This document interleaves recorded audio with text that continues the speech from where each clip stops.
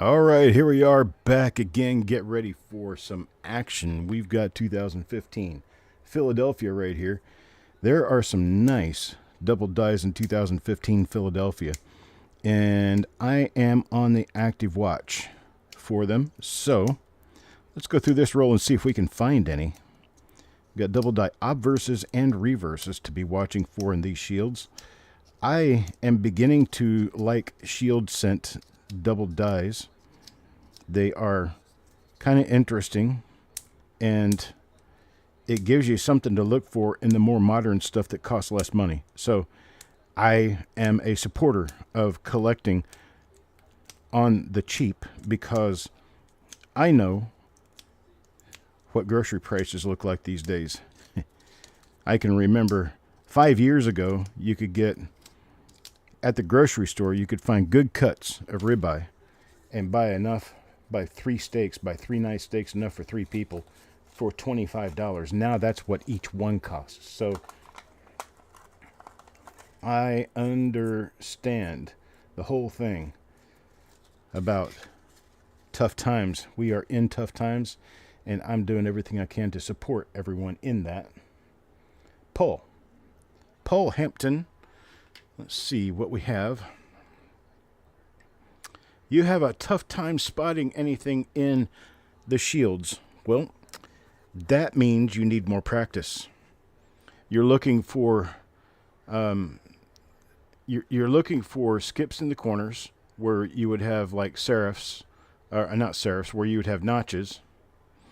You're looking for doubling in and around the ear, because that tends to be the class 9 double die, which these would be, kind of typically tend to stick to the central area of the design.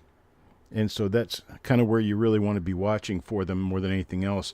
We've got class 9, then we've got some sort of a class 4. It's kind of strange. I think it's a later hubbing. Class 9 is basically what it is, because they're all single squeeze, and that's the important part of what they are. I also look underneath, right in here, look underneath this rib line that goes across the bottom of the crown on the shield, and right here where it meets up with the stripes. I'm also always looking in that area for doubling. Also look for doubling on the initials. Look for them to be really fat, notched, or otherwise kind of really messed up. Another good thing to look for on the reverse is the serifs on the letters surrounding the outside edge of the design. Sometimes those serifs can be mighty stretched, and you can see that they're doubled. All right, we got nothing on that first coin, but we're going to keep going and see what we can see. Here's coin number 2. This one's for Carl. And Carl has... Now see, if you look at enough of these and you know what looks normal, you'll know what doesn't. Another thing to watch for is that what I called corner stretching. It's not really going to be full notching in most cases, but you'll see corner stretching. Kind of looks like the corner has an edge on it like this. You'll come out this way, and then it'll come this way, and then go this way, and that's your notch. They're going to be kind of soft most of the time. And then your doubled ear. Anytime you see anything that was hubbed in that creates an extra bump on the side of the ear on either side, or another bump next to the tail of the ear, you probably got doubling. Something worth looking into anyway. Don't be afraid to turn your coins upside down. You're not trying to read them. You're looking at the design elements, and typically when you're looking with the rim closer to you and the center of the coin further away from you, you're going to see things maybe a little bit better than you would otherwise. And so don't be afraid to turn the design upside down. You're not trying to read. You're just trying to look at the details. And the details you'll be able to see really well under a microscope like this, or anything close. Die chips on the upper part of the crown up here don't mean a thing. They're so common. Die chips and die cracks. There and on the forehead on the obverse. Very, very, very common.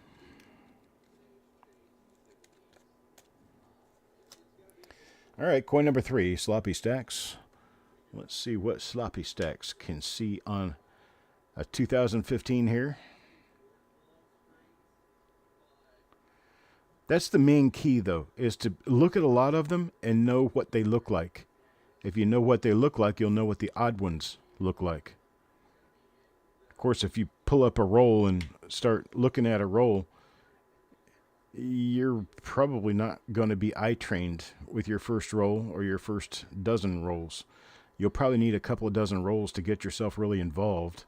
And why not, while they're still, $2, $2.50, $3 a roll, you're not going to be spending a lot of money on them to find your goodies.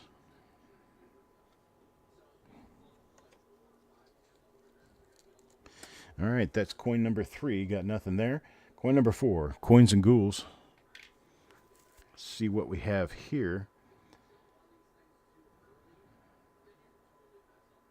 Nothing there. Let's check the ear. It's easiest to turn the ear upside down because then you can see how the back of the crevice around the ear, this part right here where it meets the lower area, you see how it kind of glows. You'll see it glow with a second stripe out if you have doubling on the bottom of the ear. Now, if you look at it like this, the whole thing's basically in shadow and you can't see much of anything because that ear stands out quite a bit from the cheek or from the neck around it. But if you turn it like this, you'll be able to see it much more easily. And that's kind of how I go hunting for the double dies I look for. And I don't know one double die from another on the Shield Sense.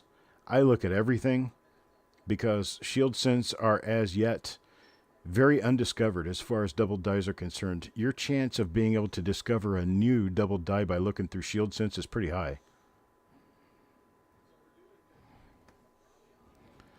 Hey, Eric. Had to go get himself a glass of something to drink after that reveal, huh?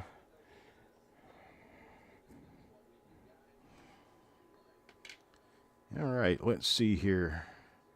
We haven't found anything in this roll yet, but that doesn't mean we're not going to. That just means we've been through, 5 coins now? 5 coins doesn't say anything about the overall number of dies that you can find in an entire roll. I've been all the way up to coin 15 to 20 without finding anything and then suddenly start finding something. So keep your pants on. We got to keep watching.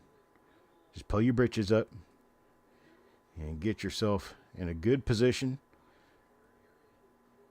Get that cup of coffee or that other drink or whatever you have handy and sit and enjoy the show.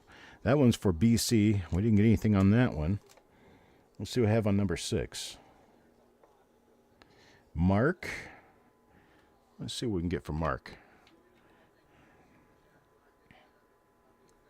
Yeah.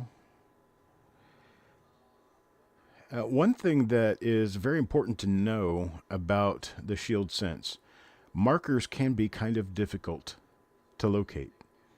A lot of times these dies, especially when they're newer, they don't have a lot to use for markers. But don't be confused by these little blister bumps here. These little bumps here are a coin-to-coin thing. The next coin minted may have not had those. So don't get confused in using that sort of thing as your markers. A lot of times markers are going to be a lot smaller and a lot more difficult to detect. Like for instance, these little scratches right here, those are die scratches. That can be used as a marker. Okay? And we're really slowing down on this coin, but it's very important to know this stuff. These are scrapes on the coin or scrapes on the die, but look right here. There is another die scratch. That die scratch right there can be used as a die marker. So remember, your damage has to be on the die for it to be considered a die marker. It can't be something on the coin. So if you can't prove that whatever you're using for a marker is on the die, you need to find something you can prove.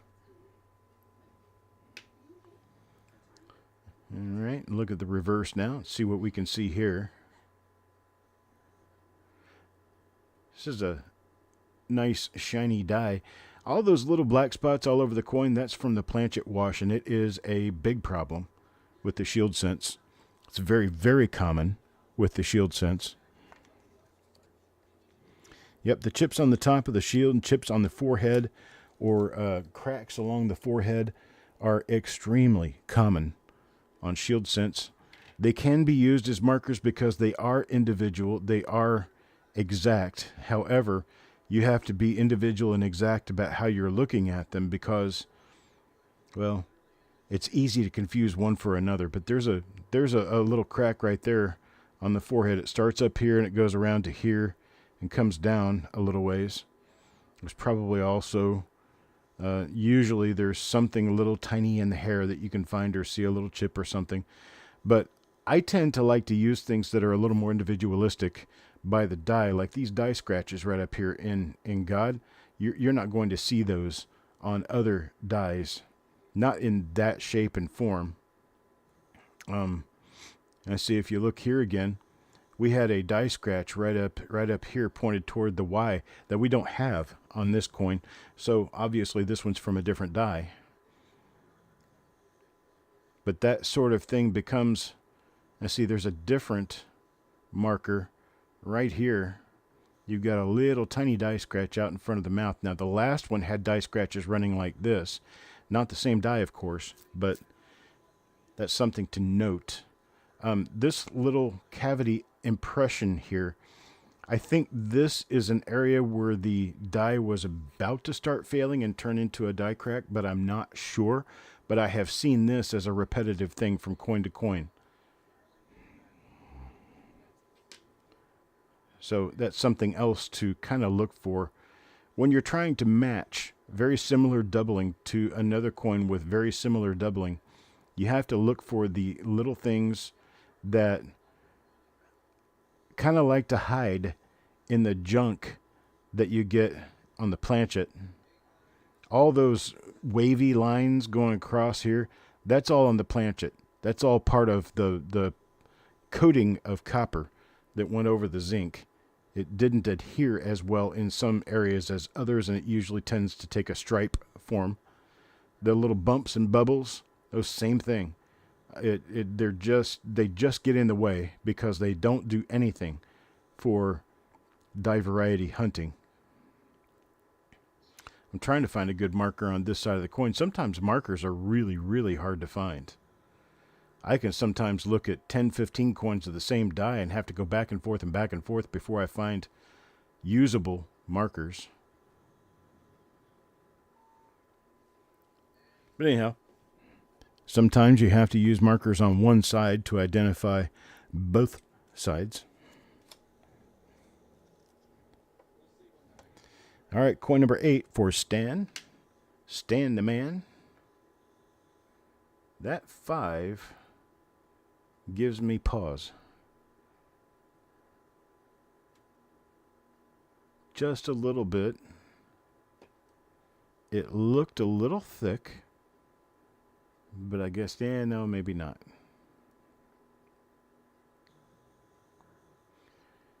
And again, I like looking at these details upside down because I like having the rim toward me. Because typically when you have doubling, it's going to be easier to see with the rim toward you.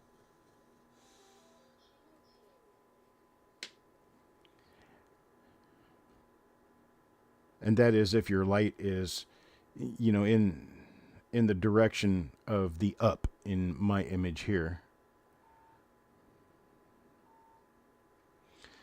Now these, although they are very common, the exact shape and size of them can make a really good marker for you. If you have a particular little bulbous chip in one particular area, you could keep watching for that, or the length of the crack, or other little minor things like that can help you ascertain that you have the same die over and over again. The problem is that when you start taking a lot of credence in die chips and things like that on coins within a roll, we really don't know completely how many rolls of coins that you could go through from that particular die before you start shedding yourself away from being able to see the markers you have recorded. This is another form of marker right here. See these little chippy looking things? They're not humps and bumps like this. Okay, they're not like this. They're little chippy things like this right here. That is a die marker. That is on the die. Low blood sugar sucks. Yeah, you just have to watch that. Make sure it doesn't go too low. Keep a Snickers near you, and you won't get grumpy.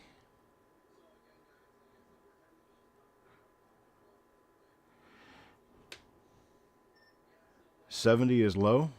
I don't know. 70's pretty much on the norm side. It's a little bit low, but not. It's not really low.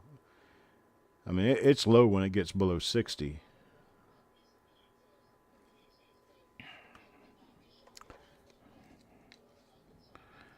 Cheese and sugar. Cheese is actually a very good snack for diabetics because it does not raise your blood sugar. Here's one for Orig. I very often for lunch I'll grab some cheese and lunch meat and just wrap the cheese up with the lunch meat and eat that. No bread. And that's actually pretty decent for diabetics. Now, it's not very good for weight loss or anything like that because it does have a lot of fat, but it doesn't have sugar. And if you're trying to stay away from sugar, then that's a good way. Probably the most horrible way to stay away from sugar that I can possibly think of is to use chemical sweeteners instead. Chemical sweeteners that are in like diet soda and the little other colored packets like the blue and the yellow and the whatever packets, those things are just dangerous. They're just bad for you, and your body doesn't know how to digest them. And it has been absolutely proven in study that some of those actually make you gain weight, and they also raise your appetite, making you want to eat more. So if you're using diet sweeteners as a method of losing weight, you might want to reconsider your move.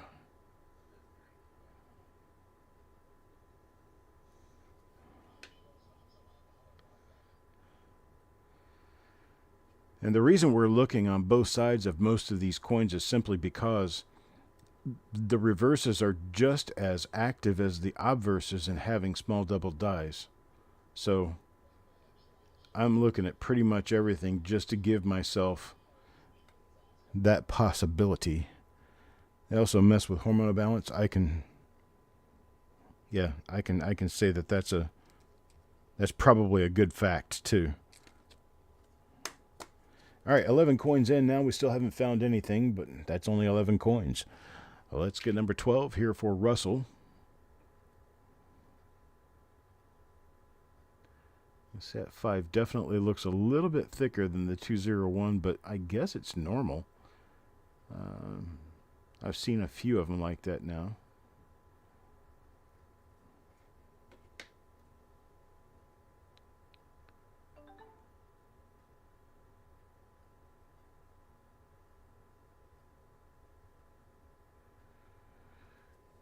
All right, nothing there. Number 13 now for Doug. I think it'll be after this roll. I'll take an hour or two break, schedule a few more of these reveals, and get back into them here in a couple of hours.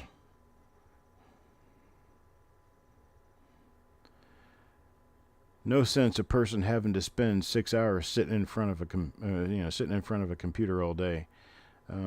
Got to get up and take a break once in a while, walk around. I'll probably go walk the dog before I come back in. That way I'll refresh my energy. 0-calorie soda is a sham. What they put in them isn't chemically considered a calorie, but when you drink it, your body treats it just like a calorie. I can understand that for sure. Welcome back, Joe.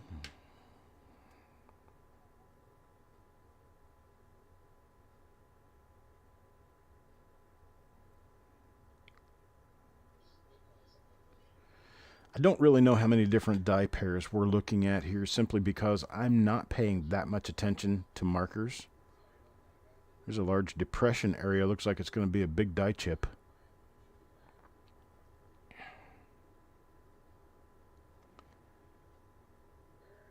I'm really just paying more attention to finding doubling.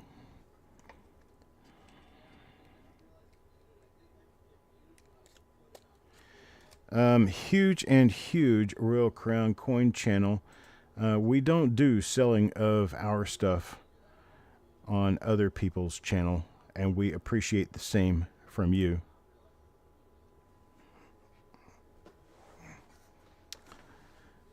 That's annoying. Hugely annoying.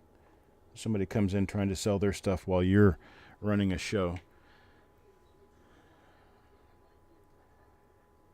And, you know, if you ask, can I put my channel up?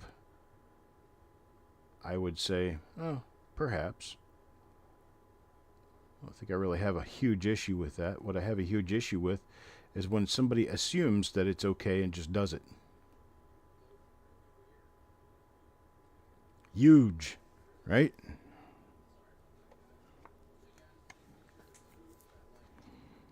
Sugar equals cocaine. Okay. You remind me of old music now.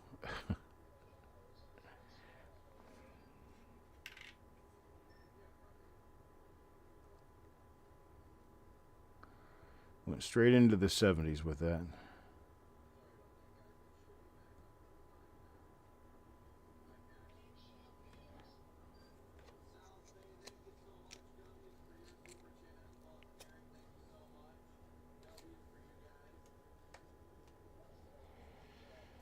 Yeah, that ask for forgiveness thing is really one of those things where you may not get a second chance after that. Just like my dealings with people in business. You know, if you stay in contact with me and tell me where we are with regard to what you owe me, if you owe me money, I'm good. You know, as long as I know that you still got it on mine and you're still worrying about it, I mean, you know, worrying about making sure you get paid, I'm good with that. But when people create a bill with me and then just skip away, and then they come up with excuses when I do finally get a hold of them, that's unacceptable. Don't ghost me on bills. Never a good idea, because I will remove you from my life quickly. Had to totally dump a customer this week. Totally dumped a customer because there was no prior arrangement about being late on payment. There was no prior arrangement regarding anything with regard to the payment. It was a $17 bill. $17. And dude basically just skipped on me. And I don't condone that at all.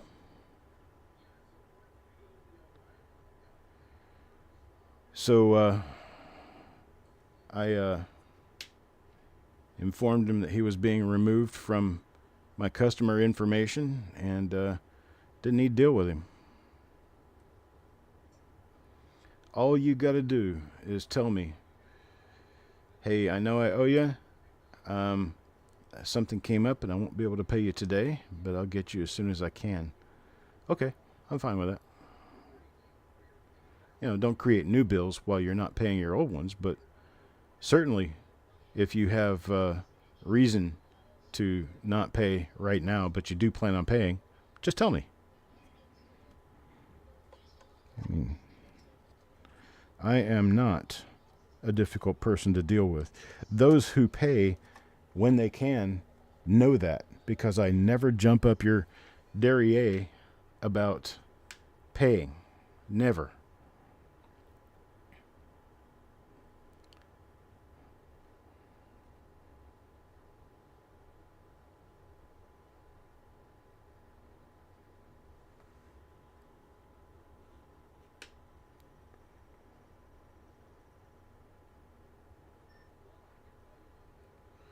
Not sure what you just said there, Joe.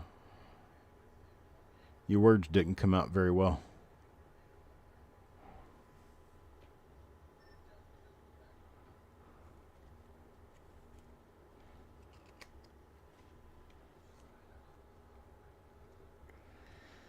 Oh, I've had, just in the last 3 or 4 months, I've had 2 other customers who basically just skipped town. I mean, I couldn't get a hold of them. I'd already boxed all their stuff up ready to ship it to them. And neither one of them bothered to contact me, bothered to respond, bothered to pay attention to the reminders they were getting in PayPal to pay their bill. And, 2 weeks go by, 3 weeks go by, 6 weeks go by, and I'm just done. It's like, don't come back, because I just don't need to be promised that I'm going to be paid and then just not paid. I don't do business like that. I can't do business like that. I can't afford to pay my bills when I'm not paid for what I sell, because I sell what I spend. I need to learn to do that differently, but for right now, I'm doing the best I can with what I've got.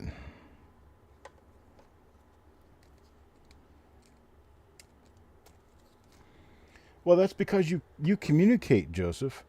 I mean, when you're communicating with people, I don't care if you don't pay me this week or next week. As long as I know you still care about the bill and that you're going to be there and that you're going to come back and pay when you get the money, I'm good.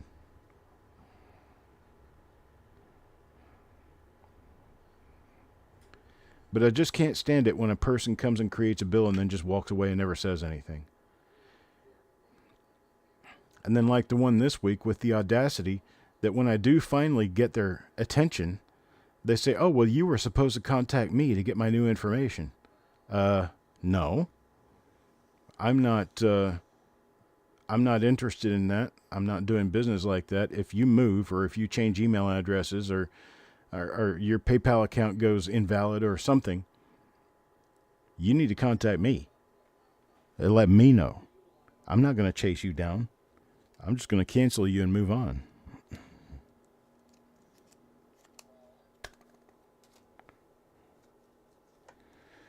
So, and it also doesn't matter to me how much money somebody spends. I'm not going to treat you any different if you spend $1 or $1,000. Doesn't make any difference. You are still a friend of mine. You are still a customer of mine. And as long as we stay on that line, it doesn't matter to me what you produce as for, groceries on my table. You still get treated the same. You still get treated well. I don't throw disparagements toward anyone. This is a hobby. I understand that. It's not your living. So you guys spend what you can.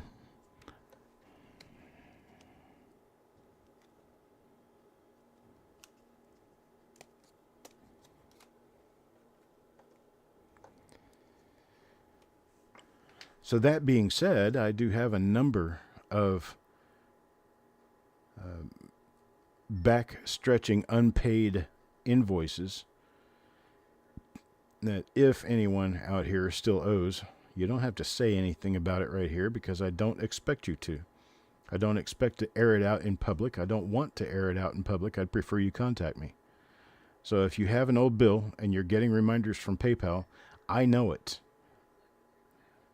I don't mention it in my broadcasts because that's not couth. But you know what? I know you're out there. And there may be a time where you come on and try to buy something, and I'll say, nope, can't sell to you. Right there in the right there in the show.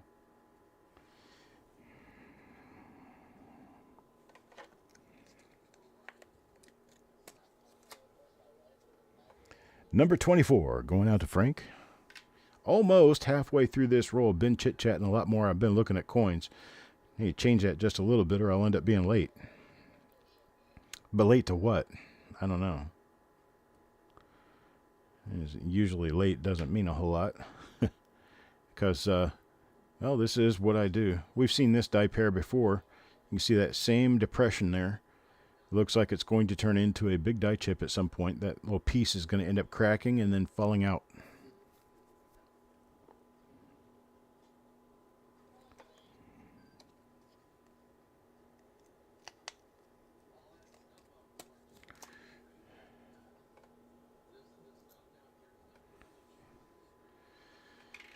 Let's see. Where do we go from here?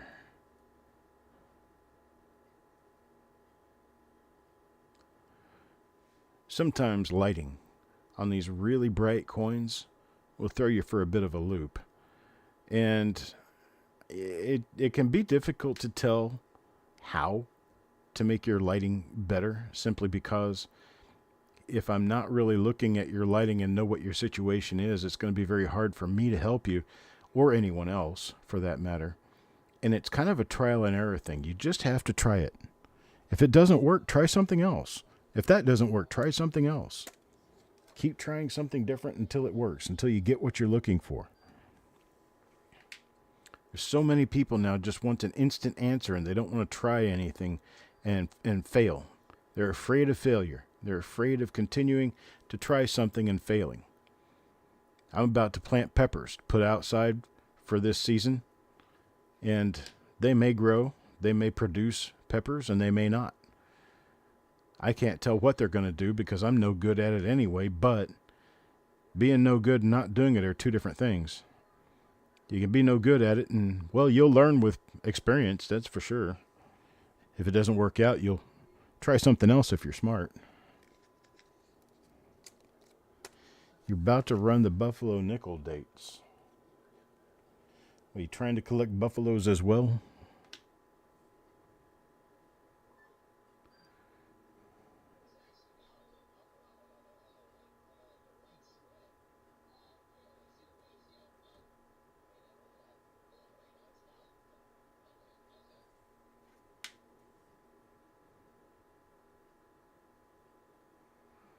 Let's see what we have.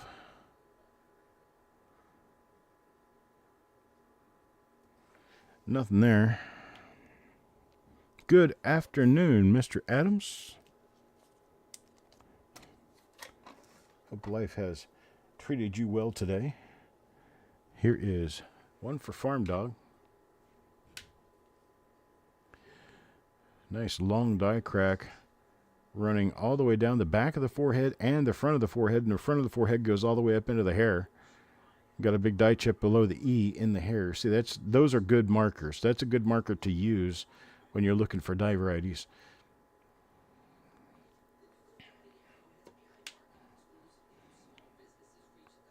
But sometimes you just don't get them. See all the die scratches here? East and west die scratches in the lower part of the field surrounding the initials is exactly what I would put on this. Die crack on the bottom of the E. Die crack on the bottom of the other E. But, of course, you got to have something to use those die markers to identify, and I'm not seeing anything on this coin. So here's a die chip right on that the underbelly below the B. And that's got a crack associated with it. Goes all the way across to here and up to here. This one's even got a little die crack running across the bar toward the R. That's a little bit different. That's something that will help you identify an individual die. The bad thing is that these things develop die cracks. The good thing is that die cracks can be used for markers.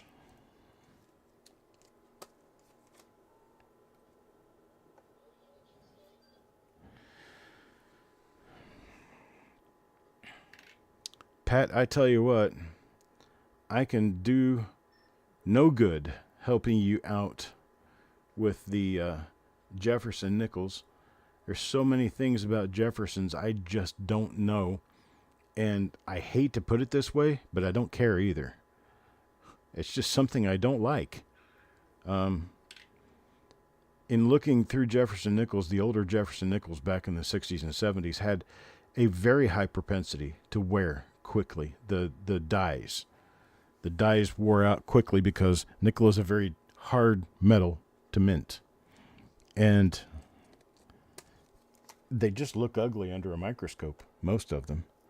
And so I just never really got the hang of wanting to look through rolls of Jefferson nickels. Never.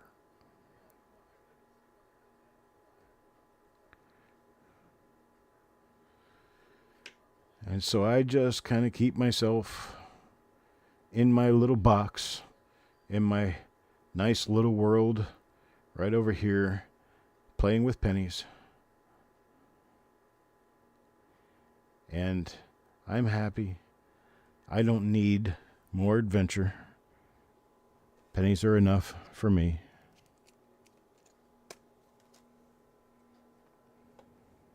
Shinbone? Yeah, I know I'm missing out on a lot of possibilities by not having interest in other denominations. But I'm an old dog. I don't learn new tricks very well. Not anymore. I learned most of the information that I know now when I was in my teens, 20s, and 30s. Not that I learned everything that I know now. I still learn every day. But I got my foundation in my teens, 20s, and 30s. I'm now almost 60, so yeah, it's not going to happen. Just not going to create a new interest in something because I want to be adventuresome.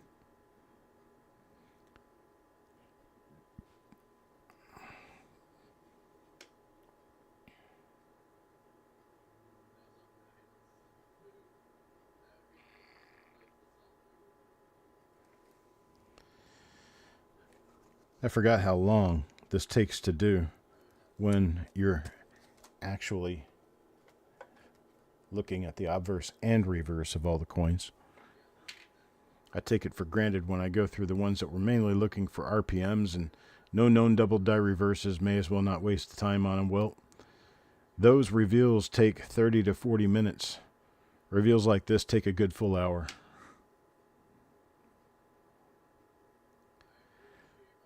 Generally, what I do is I start on the hour and I watch the minutes go up as I look through coins. I'm taking about 1 minute per coin, so a 1 minute per coin reveal takes 50 minutes.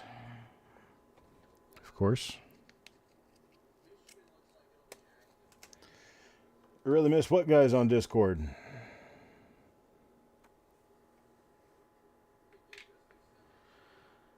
I've just gotten where I don't really like the messaging part of Discord. The only part I like is the live conversations, the voice chat areas.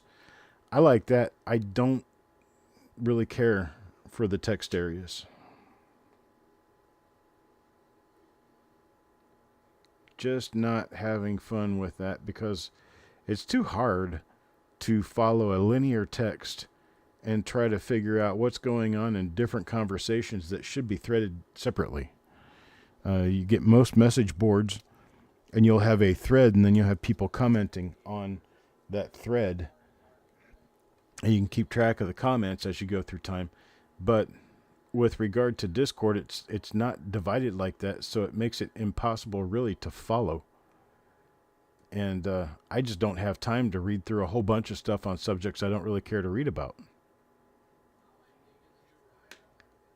I have an issue with reading long, lengthy messages of stuff and real long emails and stuff like that. I can't tolerate sitting down for that long to gather what little information I'm going to gather from it anyway.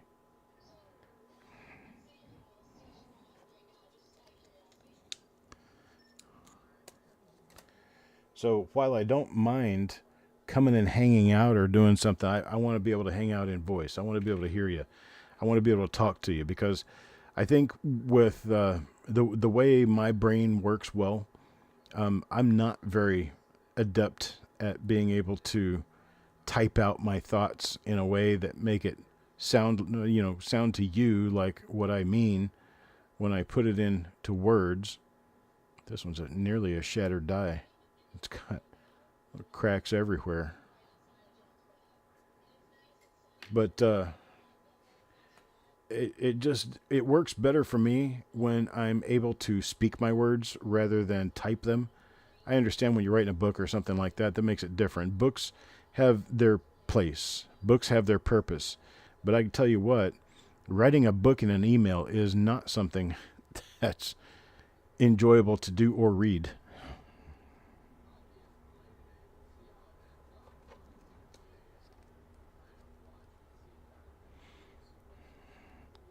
Hello, Russell.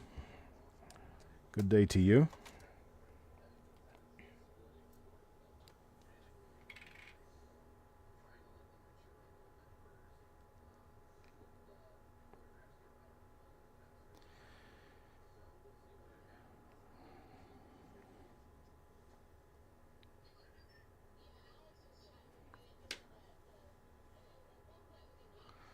I'm beginning to think that we're probably not going to end up with anything in this roll.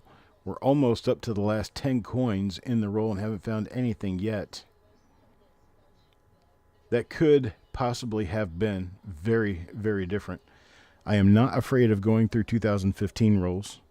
2015, if you'll look at Wexler's listings for 2015 double dice, you'll find out why. There are a number of decent double dice, both on the obverse and the reverse.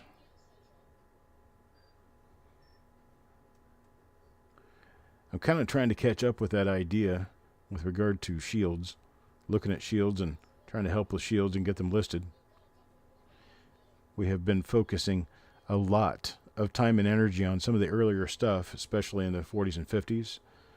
And I understand that a lot of people don't quite have the funding to be able to buy a bunch of BU rolls from the 40s and 50s to go through them. So I try to supplement that idea by going through some rolls in the 40s and 50s.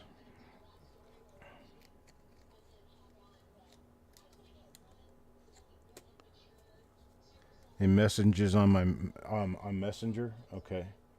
Put in an order with me. Okay, I'll take a look.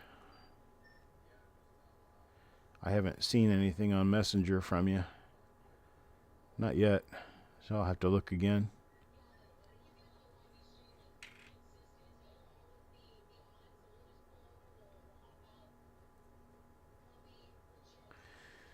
I think we're pretty much finished with the idea of finding different die pairs in this roll. It is an original roll, so they are from an original source. It's very highly unlikely that only 10 coins at the end of the roll are going to provide anything that you would not have seen in the first 40.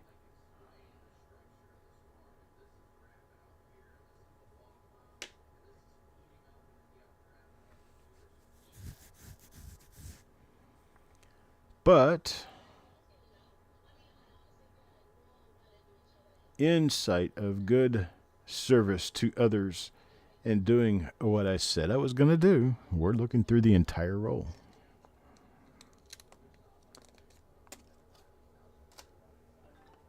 Number 41, Chubby Pop Chaser. Let's see if you can see anything here on the reverse of his coin.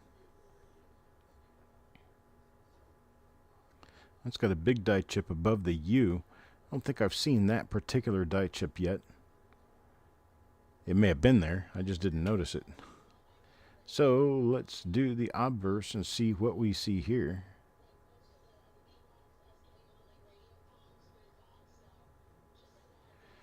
It's kind of got an ugly spot on it.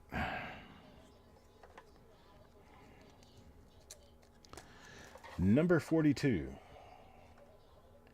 This one's for Shinbone.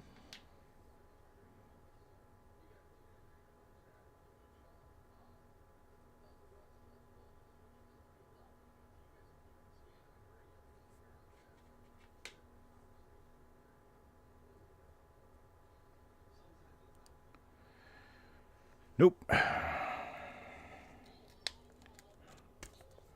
Number 43. Taco John.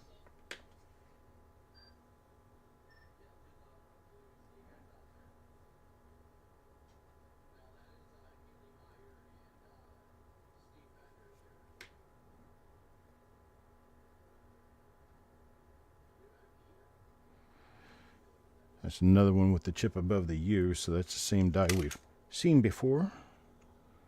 At this point, I don't expect to see any dies we haven't seen before. No, CAD Roll Hunter, we haven't found much of anything in this, but I didn't necessarily expect to. The 2015 does have a number of nice double dies, so I was thinking we might get lucky.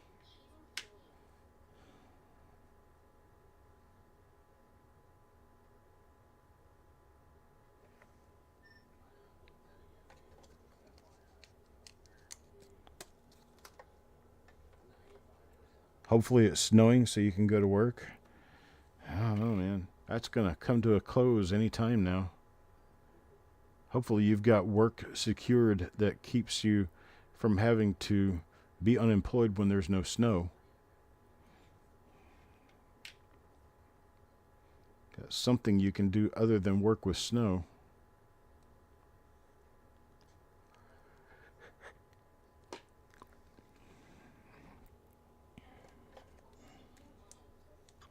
And number 45 for sloppy stacks. Here's number 46.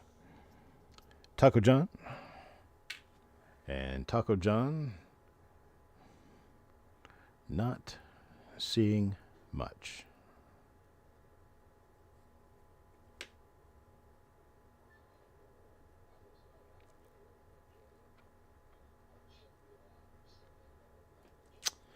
Got nothing there.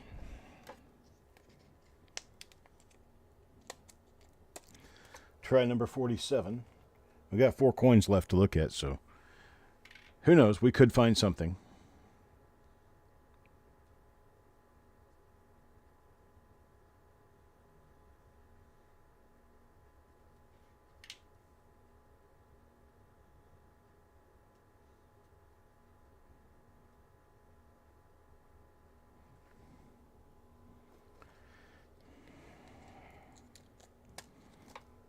Number 48.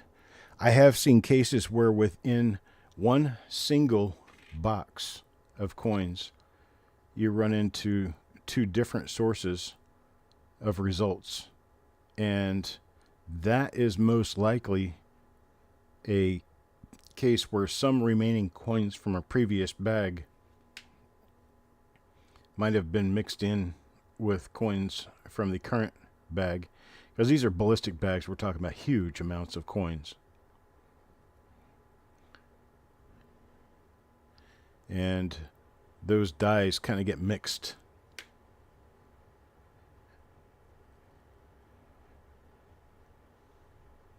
Could also be that you have one day you finish off one bag, but you didn't finish the box of 50 rolls. So the next day they pour a new batch in and start them up. And the first last 5 or 10 rolls in a box could be from a completely different source for that reason. But I have run into that, especially in the shields.